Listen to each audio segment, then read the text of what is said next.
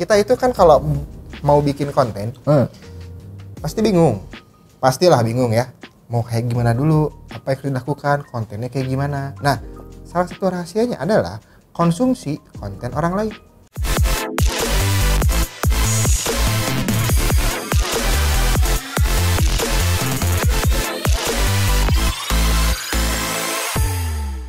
Oke, selamat datang kembali bersama saya Agung Ara dan Sano. Oke, selamat datang di Cerita Kamar Cowok. Nah, sekarang ada pembahasan baru nih. Ada 5 rahasia konten strategi yang perlu kamu tahu. Oke. Ini buat konten kreator pemula ya. Konten kreator pemula itu biasanya banyak bingungnya, ya kan? Pertama, pemilihan ide. Betul. Idenya udah dapet, masih bingung harus diapain. Emasnya gimana nih? Betul. Terus biasanya bingungnya gini. Ini harus diproduksi seperti apa? Bikinnya itu harus kayak gimana? Betul sekali. Begitu. Bumbu-bumbunya apa aja? Nah, ini 5 rahasianya yang kamu perlu tahu untuk konten kreator pemula. Kalau sudah advance kayaknya nggak perlu ini. nggak perlu. Karena dia sudah terbiasa melakukan ini. Betul. Oke? Seperti kita. Iya. Alhamdulillah, number one. Number one. Number one. Jadi yang pertama ini adalah konsumsi konten untuk membuat konten. Bingung sedikit toh? Membingungkan. Bingung bukan? toh? Nah, jadi gimana maksudnya konsumsi konten? Kirain mau dijelasin, dinanya. Oke, jadi begini. Kita itu kan kalau mau bikin konten, pasti bingung. Pastilah bingung ya. Mau kayak gimana dulu, apa yang harus dilakukan, kontennya kayak gimana. Nah, salah satu rahasianya adalah konsumsi konten orang lain. Jadi kalau misalkan kita udah nemu ide, misalkan Anggap, aku pengen konten horor. nah, Berarti aku harus nonton konten orang lain yang genrenya horor. ya, Biar kemasannya tahu, oh ternyata ya, orang ini kayak jadi gini. yang lagi rame itu horor seperti apa. Terus si kreator itu misalnya dia gaya menjelaskannya gimana. Terus bentuk kontennya apakah ada yang cerita pakai teks atau dia storytelling. Nah, itu kan beda-beda. Kita mau kemana? Jadi kita makan dulu tuh konten orang lain, terus kita olah, baru kita hasilkan konten sendiri. Supaya nggak bingung. Itu dia maksud dari konsumsi konten untuk membuat konten. Nah, melihat konten orang lain itu nggak cuma dari satu platform. Contoh kita mau bikin YouTube tentang horor, ya kita jangan cuma cari di YouTube. Tapi di berbagai platform. Berbagai, mau dari TikTok, mau dari IG, mau dari manapun. Karena kan kita nggak tahu ya, konten orang tuh mungkin ada yang si bentukannya itu pas sama dengan rencana kita nih. Tapi ternyata ketemunya di Instagram, ya nggak masalah. Jadi meskipun sekarang kita misalkan berkaca pada orang yang membuat konten di YouTube, tapi ternyata wah kurang pas nih. Iya, cari dari yang lain. Kita lihat di TikTok ada yang pas dan itu bisa gitu kita. Sangat bisa. Sangat bisa. Dan enaknya kita jadi konten kreator sekarang, kita baru mulai nih mau jadi konten kreator. Enaknya adalah udah banyak contoh. Betul. Tinggal kita olah, terus kita adaptasi, terus kita modif jadi konten baru. Kalau teman-teman gue tuh biasanya ngomongnya itu ATM. Ya memang, cuma dari zaman dulu. Dari zaman dulu. Cuma kan kalau sekarang penunjangnya udah banyak. Ya kan, tinggal browsing doang dari handphone. Dapat semua. Betul gak sih? Kayak kamu sekarang nih nonton konten kita juga kan dari handphone. Betul. Dan itu bisa juga kamu sekarang tiba-tiba ngikutin konten kita kayak gini. No problem. Oke. Yang kedua. Asalkan namanya beda. Iya. Kalau sama problem. Ya nggak bisa juga. Oh iya. Nomor dua. Nah ini dia. Yang nomor 2 ini pastikan kontenmu itu diproduksi. Itu dia. Iya. Setelah tadi kita mengkonsumsi, Benar. udah beres, tuh udah kenyang. Giliran kita sekarang yang memproduksi. Dan itu dia, dari konsumsi dan memproduksi itu harus ada keseimbangan. Jangan sampai kita terlalu banyak konsumsi tapi tidak memproduksi gitu. Nah itu sebetulnya bisa dimaklum ya, karena kan dengan kebingungan sebagai konten kreator pemula. Tapi ya itu tadi harus kita ingat juga bahwa setelah kita mencari referensi, nah segera kita bikin, langsung dieksekusi. Iya Jadi dong. jangan ditunda-tunda. ya percuma. Sekarang nyari-nyari bahan, nyari referensi, begitu dapet diem. Rebahan lagi ya nggak bisa deh. Yang ketiga, nah ini yang paling umum, yang paling banyak terjadi sama konten kreator pemula adalah jangan pernah menunggu konten kita untuk sempurna. Tuh. Karena di mana-mana pertama kali percobaan itu nggak mungkin perfect. Bahkan yang sekarang sudah menjadi konten kreator terkenal pun punya video terdahulu yang benar-benar kayak pasti first gitu time lah, bikin gitu. konten itu kan pasti nggak ada yang perfect. Jadi kita kalau mau nunggu, maksudnya gini, kita terus nyoba berbagai proses misalnya sampai perfect, udah ketinggalan dong. Yang lain udah pada upload.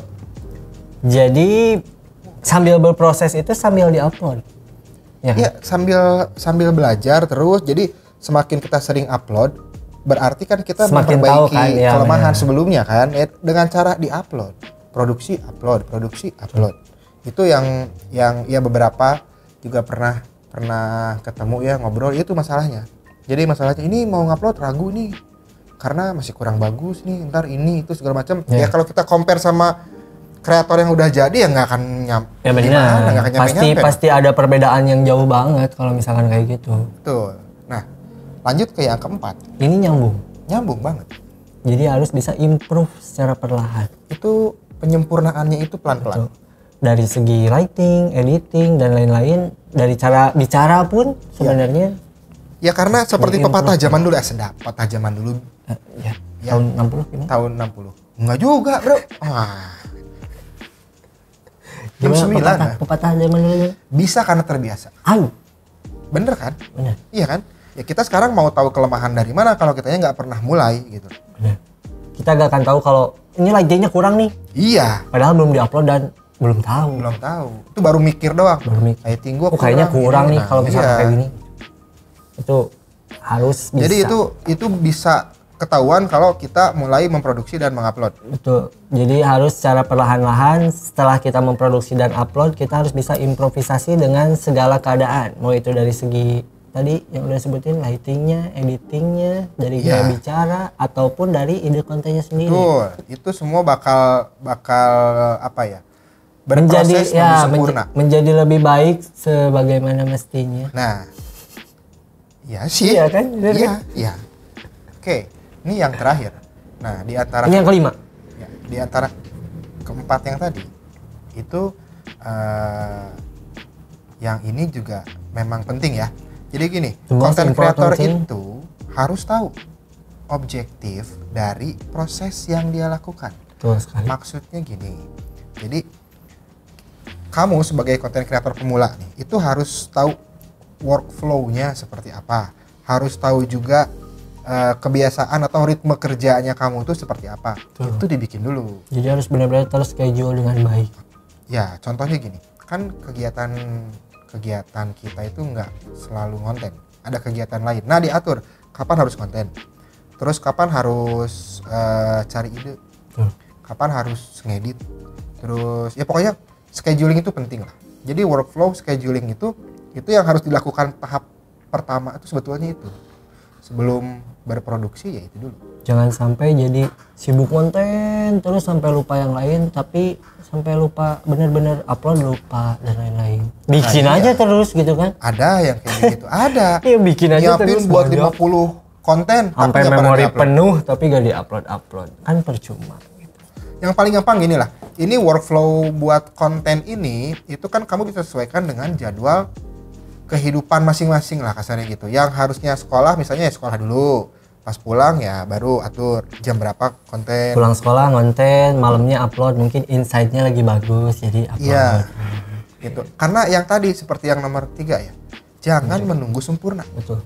Pokoknya kita punya karya mau menurut kita bagus atau enggak bagus atau mungkin kurang perfect menurut kita gitu ya atau menurut kamu kurang perfect, upload dulu. Tapi jujur nih ini ya, menurut pengalaman pribadi kok agak kesal gitu. Enggak tuh mind blowing banget itu ngomongnya. Sama aja.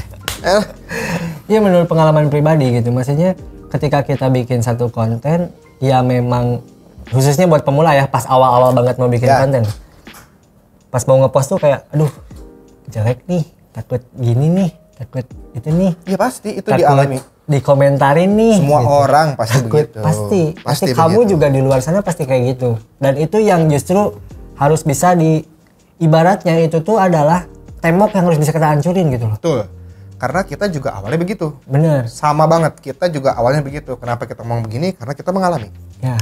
Tapi ketika sudah kita hancurkan itu tembok, bam! Oh ternyata respon dari orang bagus juga. Meskipun masih ada tembok lagi. Tapi nggak Meskipun ada masalah. tembok lagi. Tembok pertama udah hancur.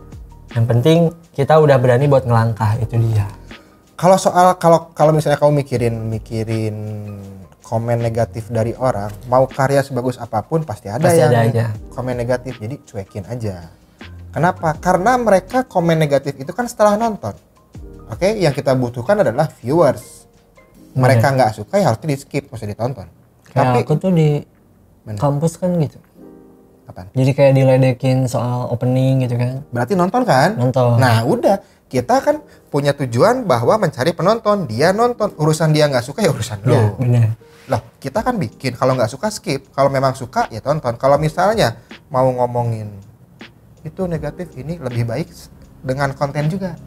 Itu diskusi namanya kan. Ya. Nah jadi gak usah dipikirin ya kayak begitu. Pasti banyak, selalu ada mau Let it flow. Iya, let it burn. Suruh kebakar dosa. Nggak, let it flow. Let it flow. Gitu.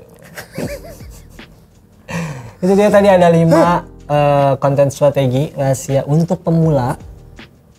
Untuk pemula ya? Untuk pemula. Untuk pemula. Kalau yang sudah advance sudah lewat tahap ini. Jadi ini mungkin batu loncatan untuk mendobrak tembok yang tadi gitu Betul. loh. Yang benar-benar menghalangi dan membuat kamu ragu di luar sana untuk membuat konten. Ini dia sebenarnya ini yang harus bisa dilalui. Jadi tahapan ini diperhatikan, coba terus diinget-inget lah. Bener nggak sih? Gue tuh melaksanakan ini atau tidak, atau memang masih ada yang dari poin ini yang memang jadi kendala utama, ya itu harus dihancurin. Nah mau nggak mau. Nah, coba share ke teman kamu yang mungkin punya masalah yang sama, Ya. biar sama-sama dapat solusi gitu. Sama-sama belajar. Jangan lupa share juga ke teman-teman kamu ya. Iya tadi kan udah nyuruh ya share. ke Udah, Bapak nyuruh share melulu, suruh subscribe dulu lah. Subscribe dulu lah. Nah, selain di share kalian juga harus subscribe. Terus jangan lupa kamu juga nanti like video ini kalau memang suka, dan kalau memang punya ide lain, bukan ide apa? Pertanyaan lah. Pertanyaan Kita dan coba bantu kita sebisa coba kita diskusi, ya. Yang punya pertanyaan kamu di luar sana boleh silakan di kolom komentar di bawah langsung dipertanyakan saja. Ya, tapi kemarin pernah ada yang nanya gini. Tapi ini bukan di konten, di circle. Lu ngapain bikin konten begituan? Emang lu siapa? Kok bukan ngajarin maksudnya nge-share soal konten kreator ya. Sebetulnya kan kita pengalamannya itu udah 10 tahun lebih kan di advertising, di broadcasting, dan event organizer. Nah, konten kreator itu kan adalah bagian dari 3 hal itu sebetulnya. Cuma sekarang booming dengan nama sendiri konten kreator. Iya kan, kita bikin event pada saat menayangkan sesuatu di big screen itu kan konten namanya. Betul. Iya kan? Terus kita mendokumentasikan acara, terus diedit kan konten. Jadi sebetulnya ya kita coba share ilmu yang sekarang sedang happening sama pengalaman kita gitu, supaya kamu semua itu bisa lebih mengerti seenggaknya how to become. Mungkin sebenarnya bergeraknya sudah dari lama, cuma kemasannya yang dibikin berbeda. Iya, sekarang itu jadi jadi niche tersendiri konten kreator itu. Sebetulnya dari dulu juga ya semua konten kreator. Yang bikin iklan emang apa ya? Konten kreator. Betul. Kan bukan iklan kreator. Cuma sekarang kemasan yang seperti ini yang kadang disebut konten kreator. Iya, nggak salah, memang Nggak betul. salah. Memang betul. Karena Makanya kita mungkin gabung-gabungin. Boomingnya sekarang kayak gini kan. Nah. Oke, itu dia tadi untuk konten yang sekarang. Terima kasih buat kalian yang udah nonton. Jangan lupa subscribe juga. Terus jangan lupa di-share juga ke teman-teman kamu di luar sana. Jangan lupa pencet tombol merahnya. Nah, itu dia. Oke, berusaha menahan. Tombol merah. Jangan. Oke, segitu aja. Di sini Agung Arab pamit. Sana pamit. Close.